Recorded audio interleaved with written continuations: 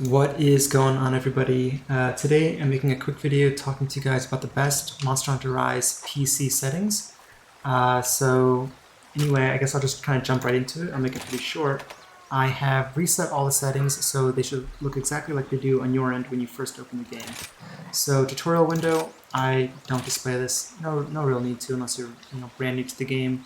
HUD settings, I don't need to see my player information here. And I usually don't need to see large monster info or the target camera icon either. I also don't use I don't like to see the action bar, so that's basically what I do. Sometimes I don't even need the clock, but you can really play around and sort of fine tune this to whatever really works for you, so it's more of a personal thing. Another thing I do is I use a dynamic health and stamina gauge. I don't really need to see my health and stamina when I'm outside of combat. This is a really nice feature, and I definitely recommend keeping it on dynamic. Or changing it to dynamic, sorry. Map type I keep on general. No changes here. Character names actually don't display. I don't need to see my Palamute's name. So yeah, that's basically it for that. So moving on to controls, key bindings, this is very much personal preference. It's whatever you guys want to do. Experiment, whether you're using a keyboard or mouse, controller, whatever you're doing. You guys can really, fine tune these to your personal play style. And if you're new, I would say just try out the default. If you're using a controller setup, then you should be pretty good right out of the gate. The one thing I do as someone who plays on PC though and uses a keyboard and mouse as their primary controller is I actually use my mouse wheel as an item bar. So basically what this means is that when I use my mouse wheel, it goes to my items instead of my action bar. So I just basically flip this. So then what you'll notice is now my items are linked to my mouse wheel instead of the action bar. So the action bar is actually, if I hold down control and use the mouse wheel, I get my action bar. But previously, it was reversed. So in order to get to my items, I'd actually have to hit control first. Now I don't have to do that. I hope that explained that well, but anyway, I just recommend doing those settings for that. So basically moving on to camera. Camera shake I turn off. Doesn't really make a difference to me, but it's just kind of what I do as a default.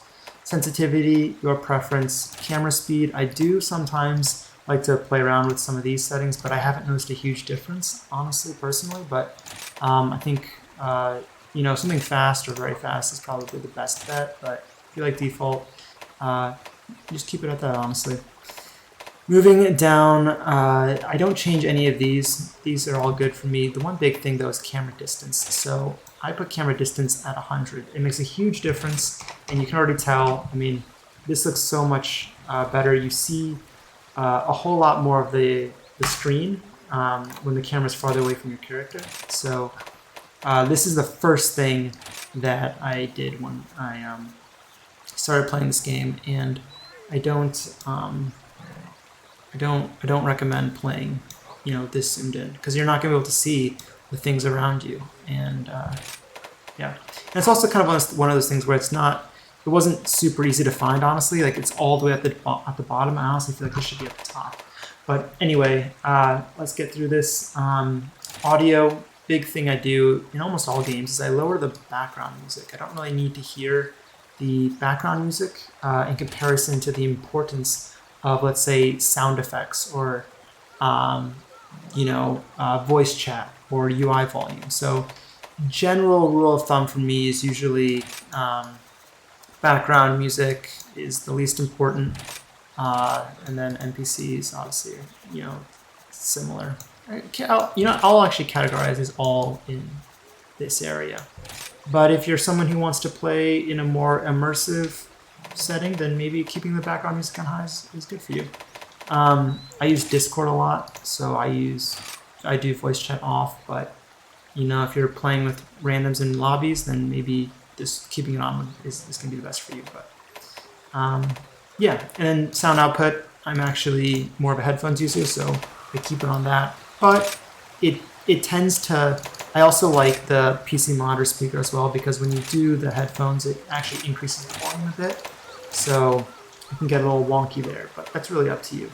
Now, display settings. So this, really comes down to the kind of PC you have. I generally just put it on high. It's not a super intensive game on your PC. So for me, who doesn't have a great PC, honestly, high graphics actually work. So when you hit advanced settings, you can see I'm at 5.28 of 7 gigabytes of memory usage. So not bad at all. I basically keep it on the high settings here. I don't have motion blur, but these are all fun options that you can do if you want to. Film grain is actually really, really cool. You can see, just made a huge difference on the way the game looks. And it's just down to personal preference, but yeah. Something I would definitely recommend is increasing your frame rate. So depending on what your monitor can handle, I would recommend increasing the frame rate cap. Yeah, you're just going to get better frames. It's going to be smoother, and that's just my recommendation. Just increase it. For me, it only makes sense to go to 144. VSync I keep off. If you have VSync and something that you're into and you know about it, then go for it. But for the general public, I would say just keep it off. And those are basically the settings. Yeah, I mean, nothing really else. The main thing was the UI, the HUD, sorry, and the mouse wheel and some camera changes. And aside from that, you're pretty much good to go. Depending on if you're using keyboard and mouse or controller, you're going to have some keybind differences maybe, but so far, I think you should be all set based on kind of what I've gone through with you guys. So anyway, I hope you guys enjoyed the video. If you did, please give it a thumbs up. Leave a comment if you have any questions. And yeah, and then also a quick disclaimer, this is the demo version, but the settings are the same as the main version. The only difference with the released version at launch is that you're going to have additional filters.